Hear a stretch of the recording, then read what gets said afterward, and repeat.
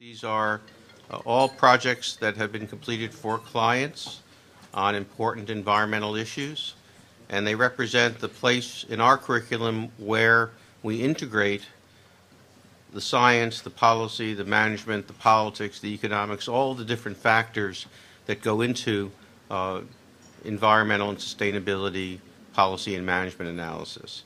And so each group will provide a 10-minute or shorter briefing, followed by a few questions, and then we'll move on to a break, and then we'll move on to the next project. So we will begin with actually my group.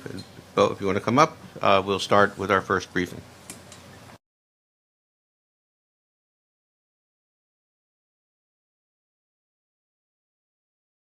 Morning, everyone.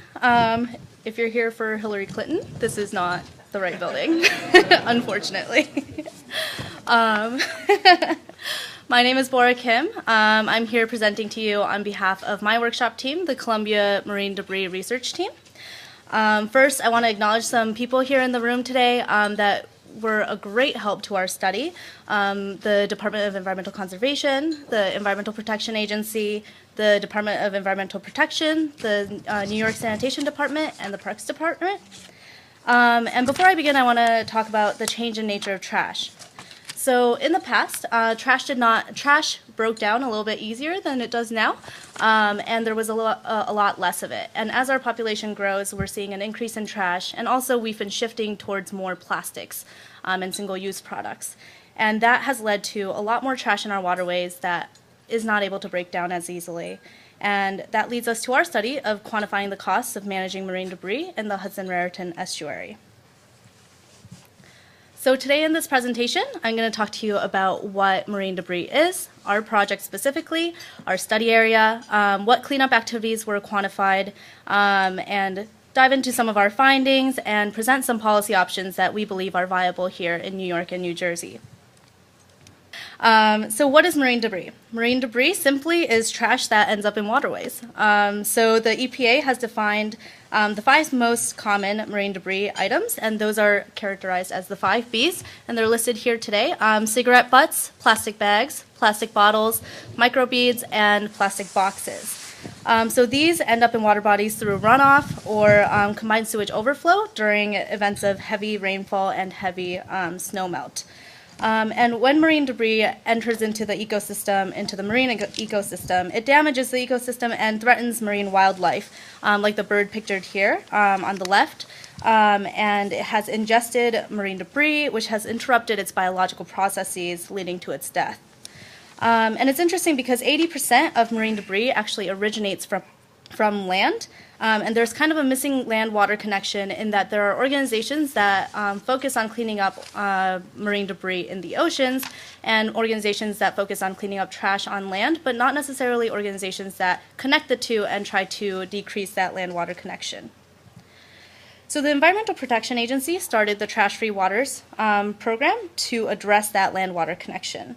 And the West Coast has been leading in this initiative, and in 2012, they did a study on quantifying the cost of marine debris in California, Washington, and Oregon. And we were asked by our client at the Department of Environmental Conservation, to replicate that study to better understand how much money we are spending in this region on managing marine debris, and also potentially to frame an economic argument for why we should implement some marine debris management policies. So what is our study area?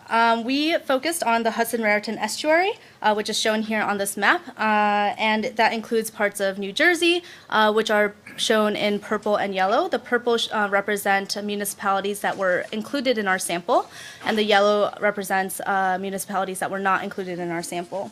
The darker blue shows Westchester and Nassau counties in New York State, and the lighter blue is New York City, which is also in the Hudson-Raritan. And it's interesting because 88% of our municipalities in this Hudson-Raritan region are in New Jersey, but 60% of the population is actually represented in New York City, and only 30% of the population reside in New Jersey. So what cleanup activities were quantified? In order to get cost data, we asked municipalities to provide their best estimates or a range of annual costs for these 6 activities, including beach and waterway cleanup, where we see one of our members of our workshop group, Tianhua, cleaning up trash in a Jamaica Bay beach cleanup activity hosted by the Nature Conservancy. There's also street sweeping, storm drain cleaning and maintenance, stormwater and runoff capture devices, manual debris cleanup, and public education. So there were 179 municipalities in the Hudson-Raritan estuary. We randomly sampled around 80% of the New Jersey municipalities to make that number a little bit more manageable, and we were left with a sample size of 121. We managed to get 34 responses, which leads to a 28% response rate, and even though it's 28% response rate, we actually got to represent about 71% of our population in the sample. So looking into our findings, here in this graph, you can see the total per capita costs per region. So in New York City, we found that it was around $6 per capita per year. In New Jersey, it was $17. In New York State and New Jersey State, not including New York City, is around $8 per capita. And from the West Coast study, we pulled the number, and they found that they spend on average $16 per capita per year. And it's interesting because we believe that the New Jersey state number is a lot higher because they have smaller municipalities and smaller number of population, which leads to a higher, in general, per capita cost. Now, this bar graph shows per capita cost again, but broken down into different cleanup activities, the 6 that I mentioned before. And you can see here that generally the West Coast numbers are higher than the New York City, New Jersey, and New York State numbers. The West Coast numbers are in blue, and we believe that that's generally due to the fact that there is a winter season here in New Jersey and New York. In the West Coast, specifically California, they don't necessarily have a winter, and therefore they have to perform these cleanup activities year-round, whereas here in New York and New Jersey, we don't necessarily open the beaches and reduce some of our cleanup activities in the wintertime. Also, there's the factor that the population, especially in New York City, is a lot more dense, which leads to lower per capita costs in general. And also, there's a larger area that is covered in the West Coast, which might mean, there might be more streets in that area, which kind of explains the street sweeping number and why it's so high in the West Coast. So looking at some overall numbers, the Hudson-Raritan estuary, we found that they generally spend, on average, on an annual basis, $59 million in total, which translates to $6 per capita or $75,000 per square mile. And it's actually not that much less than what the West Coast found. The West Coast found that in their 3 states, they generally spend $60 million per year. So we're actually spending only $1 million less in a smaller region. So to address this large amount of money spent on marine debris, we came up with some policy options, and we recognize that there might be some upfront costs to these policy options, but that may reduce overall costs in the future. So moving on to policy options, we have come up with 2 different categories of policy options that we believe are viable in New York and New Jersey. The first is preventative, and the second is reactive. The first, I'm going to talk about preventative policy options first, and that includes extended producer responsibility, where we are trying to get corporations or suppliers to take responsibility of the full life cycle of trash or their goods that they produce. And Venetia Lannon, our client at the Department of Environmental Conservation, is already heading this work here in New York. For example, one of the corporations that she's working with is Nestle, and trying to decrease the amount of plastic that they're using in their supply chain. The second option is bans on single-use products, and a successful example of that is in 2007, San Francisco was able to implement a plastic bag ban. Moving on to reactive policy options, the first option is fees on commonly littered items, and a successful implementation of that was in 2010. Washington, D.C. was able to implement a plastic bag fee. And then the second option that we have identified is the total maximum daily load. And this is a little bit more complicated, so I'm going to explain this one. The Environmental Protection Agency generally issues standards for waterways in the country. So that can either be E. coli, dissolved oxygen levels, temperature, etc. But there is no national trash standard.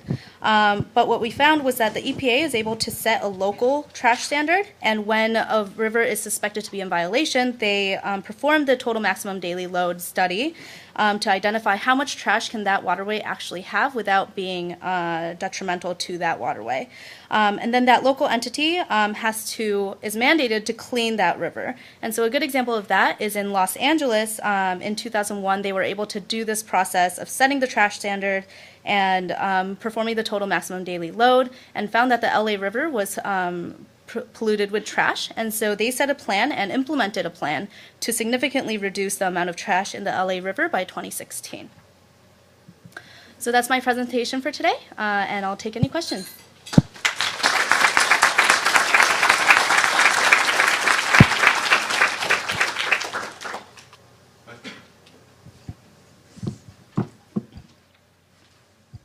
Hi, thanks, Barbara, for the great presentation. I just had a question on just whether you notice any differences in the amount of marine debris between each jurisdiction, and whether there's a difference in the level of cleaning or the effort to reduce those debris. Yeah, so in our study, we did not attempt to quantify the amount of marine debris managed by each municipality. We did not have access to that data, nor is it really tracked. So we do not have that data, unfortunately.